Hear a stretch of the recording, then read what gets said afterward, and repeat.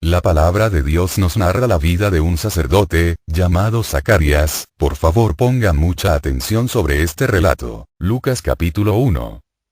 Puesto que ya muchos han tratado de poner en orden la historia de las cosas que entre nosotros han sido ciertísimas, tal como nos lo enseñaron los que desde el principio lo vieron con sus ojos, y fueron ministros de la palabra, me ha parecido también a mí, después de haber investigado con diligencia todas las cosas desde su origen, escribírtelas por orden, oh excelentísimo Teófilo, para que conozcas bien la verdad de las cosas en las cuales has sido instruido.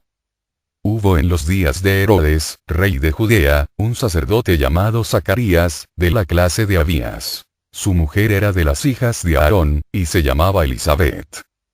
Ambos eran justos delante de Dios, y andaban irreprensibles en todos los mandamientos y ordenanzas del Señor. Pero no tenían hijo, porque Elizabeth era estéril, y ambos eran ya de edad avanzada.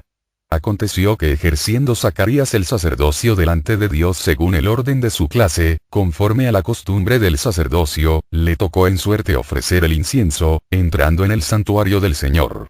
Y toda la multitud del pueblo estaba fuera orando a la hora del incienso. Y se le apareció un ángel del Señor puesto en pie a la derecha del altar del incienso. Y se turbó Zacarías al verle, y le sobrecogió temor. Pero el ángel le dijo: Zacarías, no temas. Porque tu oración ha sido oída, y tu mujer Elizabeth te dará a luz un hijo, y llamarás su nombre Juan. Hagamos una breve pausa para reflexionar este pasaje bíblico, el cual nos narra la vida de un sacerdote llamado Zacarías, casado con una mujer llamada Isabel, hija de un sacerdote llamado Aarón. Como esposos intentaron hasta su vejez fallidamente tener hijos, pues la mujer era estéril.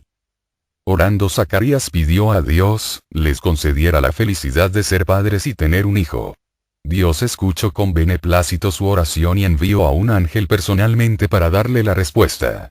Otra reflexión sobre este pasaje bíblico es que este sacerdote estaba casado con una mujer. El estar casado implica tener una mujer con la cual procrear familia, implica tocar, acariciar y tener vínculo matrimonial para poder tener familia. Ya es tiempo de ver la verdad. ¿A quién escucharemos? ¿A lo que dice Dios en su palabra, o escucharemos a los hombres? ¿Qué nos dice la Biblia al respecto? Hechos 5 versículo 29. Y respondiendo Pedro y los apóstoles, dijeron: es necesario obedecer a Dios antes que a los hombres. ¿Qué es el celibato? Es el estado de la persona que no se ha casado, especialmente por motivos religiosos. El celibato sacerdotal es obligatorio, es la renuncia al matrimonio porque así lo dictan los cánones eclesiásticos. Fue establecido en el Concilio de Trento, siglo XVI. ¿Qué nos dice Dios en su palabra? Primera carta de Pablo a Timoteo. Capítulo 3. ¿Cómo deben ser el obispo y los diáconos? Si alguien aspira al cargo de obispo, no hay duda de que ambiciona algo muy eminente. Es necesario, pues, que el obispo sea irreprochable, casado una sola vez, casto, dueño de sí, de buenos modales, que acoja fácilmente en su casa y con capacidad para enseñar. No debe ser bebedor ni peleador, sino indulgente, amigo de la paz y desprendido del dinero. Que sepa gobernar su propia casa y mantener a sus hijos obedientes y bien criados. Pues si no sabe gobernar su propia casa, ¿cómo podrá guiar a la asamblea de Dios? No se debe escoger a un recién convertido, no sea que el cargo se le suba a la cabeza y el diablo lo haga caer. Es necesario también que goce de buena fama ante los que no pertenecen a la iglesia, para que no hablen mal de él y caiga en las redes del diablo. Los diáconos también han de ser respetables y de una sola palabra, moderados en el uso del vino y que no busquen dinero mal ganado. Que guarden el misterio de la fe en una conciencia limpia. Primero sean sometidos a prueba y después, si no hubiera nada que reprocharles, sean aceptados como diáconos. Las mujeres igualmente sean respetables, no chismosas, sino serias y dignas de confianza. Los diáconos sean casados una sola vez y gobiernen bien a sus hijos y su propia casa. Los que cumplan bien su oficio se ganarán un lugar de honor, llegando a ser hombres firmes en la fe cristiana. Te doy estas instrucciones con la esperanza de ir pronto a verte. Pero si me demoro, para que sepas cómo debes portarte en la casa de Dios, que es la iglesia del Dios vivo, pilar y base de la verdad. Capítulo 4. El Espíritu nos dice claramente que en los últimos tiempos algunos renegarán de la fe para seguir espíritus seductores y doctrinas diabólicas.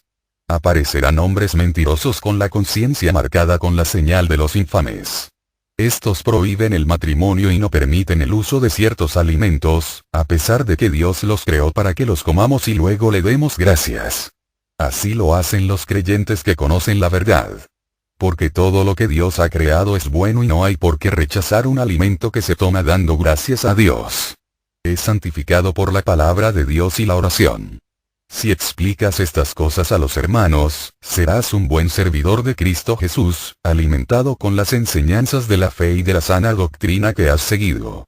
Rechaza las leyendas vergonzosas, verdaderos cuentos de viejas, y dedícate a la piedad como a tu deporte. Los ejercicios deportivos no es que sirvan de mucho. La piedad, en cambio, es útil fuera de toda discusión, pues Dios le prometió la vida, tanto la presente como la futura. Aquí tienes una doctrina segura en la que puedes confiar. Sufrimos y luchamos porque tenemos nuestra esperanza puesta en el Dios vivo, Salvador de todos los hombres, en especial de los creyentes. Romanos capítulo 2. Verso 8. Pero ira y enojo a los que son contenciosos y no obedecen a la verdad, sino que obedecen a la injusticia. ¿Qué significa ser contencioso? Dícese del que por costumbre disputa o discute acaloradamente y contradice todo lo que otros afirman.